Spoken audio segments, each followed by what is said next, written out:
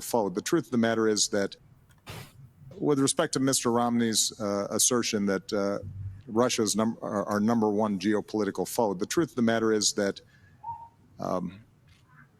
America's got a whole lot of challenges. Russia is a regional power that is threatening some of its immediate neighbors, not out of strength, but out of weakness.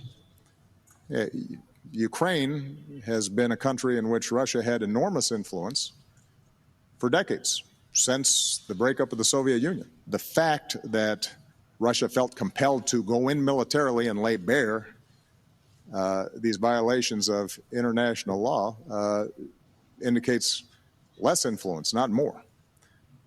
And so my response then continues to be what I believe today, the number one national security threat to the United States.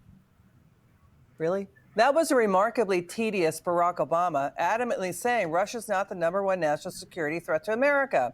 He mocked Mitt Romney for warning that, but not a peep of criticism. Democrats didn't say it was the end of the world when Obama said that. They're not talking about it now. Let's welcome to the show the U.S. Deputy Special Envoy to the Middle East, Morgan Ortagus.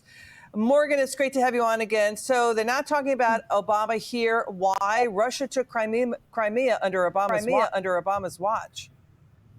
Well, absolutely. He invaded in the Obama presidencies and in the Biden presidency. And of course, Putin did not do that in the Trump presidency. What's the big difference? And President Trump talked about this in his meeting with Zelensky last Friday. He talked about how President Obama gave blankets and words of support, but it was President Trump in his first term who gave anti-tank Javelin missiles to the Ukrainians, who armed them with lethal aid. And then, of course, the Russians did not invade in his presidency.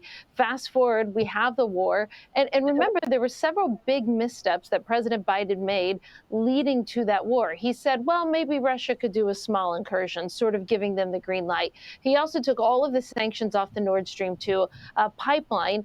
And he took many actions that I think led the Russians to think, you know what, this guy is weak and that we're going to be able to invade. One of the biggest ones, of course, was that fateful withdrawal from Afghanistan, in which the Taliban took over and left America running out the door, leaving people and equipment behind.